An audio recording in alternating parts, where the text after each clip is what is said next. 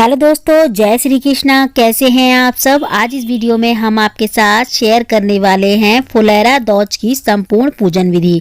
Friends, Phulera दौज पर हम भगवान कृष्ण और राधा रानी की सेवा कैसे करेंगे, उनके संग फूलों से होली कैसे खेलेंगे, भोग में हमें क्या लगाना है, संपूर्ण विधि इस वीडियो में आपको मिल जाएगी। हर साल फागुन माह में शुक्ल पक्ष की द्वितीय तिथि को फुलेरा दौज मनाई जाती है। फुलेरा दौज से जो है ना, मथुरा में होली की शुरुआत हो जाती है और इस दिन ब्रज में श्री कृष्ण के साथ फूलों के संग होली खेली जाती है।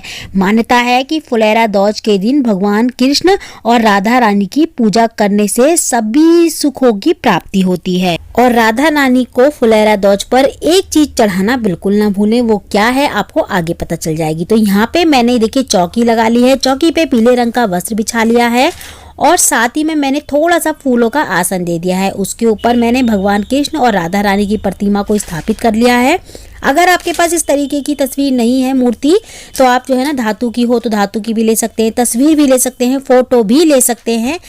और अगर आपके पास कुछ भी नहीं है तो खाली लड्डू गोपाल को रख के ही उनके साथ ही आप फुलेरा दौज मना सकते हैं। यहाँ पे हमने भगवान गणेश की प्रतिमा भी रख ली है।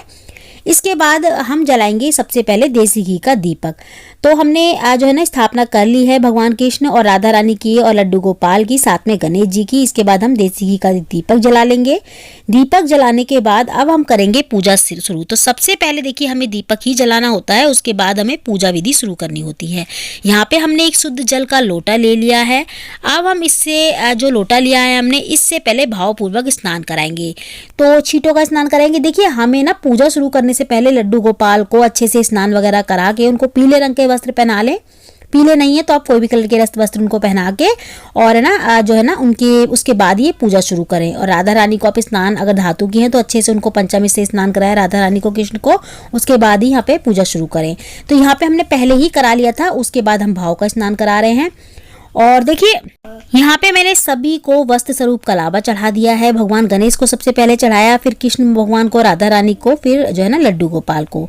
और यहाँ पे हम रोली का तिलक कर लेंगे सभी को। तो देखिए फ्रेंड्स, अभी हमारे यहाँ थोड़ा थोड़ा ठंडा मौसम है। अभी 2 दिन से थोड़ी ठंड सी हो गई है मौसम खराब के कारण, तो इसीलिए मैंने लड्डू गोपाल को गर्म वस्त्र पहना रखे हैं। अगर आपके यहाँ गर्मी है तो आप अपने हिसाब से वस्त्र पहना सकते हैं। यहाँ पे हमने रोली का तिलक कर दिया है। आप चाहें तो भगवान कृष्ण लड्डू गोपाल को चंदन का भी तिलक कर सकते हैं। अब हम यहाँ पे फूल चढ़ाएंगे। तो सबसे पहले हम जो है ना, गणेश भगवान को फूल चढ़ाएंगे। उसके बाद जो है ना, भगवान कृष्ण को, राधा रानी को फूल चढ़ाएंगे। तो आपको अगर लाल रंग के फूल मिलते हैं तो लाल रंग के फूल राधा रानी को जरूर चढ़ाएं। नहीं मिलते तो जो भी आपको फूल मिल जाए वो आप जरूर चढ़ाएं। और फूल पीले लाल जो भी आपको मिले, उनकी छोटी छोटी पत्तियां आप एक प्लेट में तोड़ के रख ले, बहुत सारी, जिससे हम राधा रानी और भगवान कृष्ण के संग होली खेल सकें। तो अब हम लगाएंगे भगवान गणेश को सबसे पहले भोग। तो भोग में देखिए आप माखन मिश्री का भोग लगा सकते हैं या फिर खाली मिश्री का भोग लगा सकते हैं। वैसे माखन का भोग लगाना बहुत शुभ होता है भगवान कृष्ण और राधा रानी को। अगर माखन आप घर में नहीं निकाल पा रहे या नहीं बना पा रहे तो कोई बात नहीं, तो जो भी आपके घर में है वो आप जो है ना भोग में चढ़ा सकते हैं। जैसे गुड़, बतासे, चीनी, इस तरीके के भोग भी आप लगा सकते हैं। और जो भी ऋतुफल होते हैं जैसे केले, सेब वगैरह, उसका भी भोग आप लगा सकते हैं। यहाँ पे हमें इत्र सेवा जरूर करनी है। और भोग में हमें, भगवान गणेश के भोग में हमें तुलसी दल नहीं रखना है और भगवान कृष्ण के भोग में तुलसी दल रखना बिल्कुल ना भूलें, वो जरूर रखना है उनके भोग में। ठीक है, उसके बिना जो है ना भोग ग्रहण नहीं करते। इत्र सेवा हमको इस दिन जरूर करनी चाहिए। अगर आपके पास इत्र नहीं है और तो आसानी से जो है ना, पूजा वाले की दुकान पे इत्र मिल जाता है। 20 से 25 रुपए की शीशी छोटी सी इत्र की मिल जाती है। तो हमें इत्र सेवा इस दिन फुलेरा दौज वाले दिन जरूर करनी है। इत्र से जरा माना जाता है कि जैसे कि इत्र में खुशबू होती है ना, हम भगवान कृष्ण और राधा रानी को लगाते हैं तो उनकी कृपा से हमारे जीवन भी वैसे ही महकता है। इसीलिए हमें इत्र सेवा जरूर करनी चाहिए। साथ में अब हम जो है ना गुलाल लगाएंगे। तो इसी दिन से ना होली की शुरुआत हो जाती है। इसी दिन से होली मनाने लग जाते हैं। ब्रिज में, गोकुल में, वृंदावन में, इन जगहों पे ना होली की शुरुआत हो जाती है। 15 दिन पहले से ही होली शुरू कर देते हैं।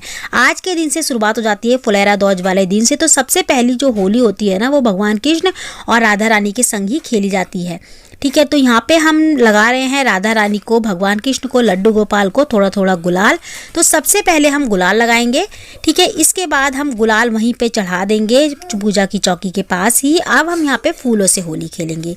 तो फूल जो भी आपको मिल जाए, उनकी पत्तियाँ तोड़ लें आप इस तरीके से। और सबसे पहले तो जितने भी फूल आपको मिल जाएं, जैसे गुलाब के, गेंदे के, जो भी फूल आपके पास अवेलेबल हो, आपको मिल जाएं, वो ले लें और उनकी पत्तियों को तोड़ लें। और पत्तियां तोड़ने के बाद इस तरीके से हम होली खेलेंगे फूलों से। तो सबसे पहले हमने भगवान गणेश को फूल चढ़ाए हैं, फूलों से होली खेली है उनके साथ। लड्डू गोपाल के साथ फूलों से होली खेली है। हमारे लड्डू गोपाल तो बिल्कुल नज़र ही नहीं आ रहे क्योंकि बहुत छोटे से हैं। तो यहाँ पे हम लड्डू गोपाल के साथ होली खेलने के बाद राधा रानी के संग, कृष्ण भगवान के संग होली खेलेंगे फूलों से। तो इस तरीके से हमको फूलों से होली खेलते खेलते भगवान को पूरा ढक देना होता है, बस उनका चेहरा दिखता है और हम होली खेलते हैं इस तरीके से फूलों से। तो यहाँ से ही जो है ना होली की शुरुआत हो जाती है और इसी तरीके से जो है ना फुलेरा दोज मनाई जाती है। फूलों के संग होली खेल के, इस तरीके से इत्र सेवा करके और फुलेरा दोज वाले दिन इत्र सेवा के साथ साथ राधा रानी को श्रृंगार की सामग्री जरूर चढ़ाएं। आप ज़्यादा नहीं तो कम से कम 2 चीज़ें श्रृंगार में जरूर चढ़ाएं, साथ में दक्षिणा जरूर रखें। इसके बाद हम भोग में जल भी रखेंगे, तो जल भी हम रखना बिल्कुल ना भूलें। तो देखिए फ्रेंड्स, पहले आपको पूजा करने से पहले सभी को स्नान कराना है अच्छे से, उसके बाद ही होली खेलनी है फूलों से। और होली खेलने के 10 से 15 मिनट, ज़्यादा ज़्यादा आधा घंटे बाद हमको इनको फिर से जो है ना शुद्ध जल से, मतलब सादा जल से जो है ना स्नान कराने के बाद इनको पूजा स्थल पे ही रख देना है, ऐसे ही नहीं छोड़ना शाम तक।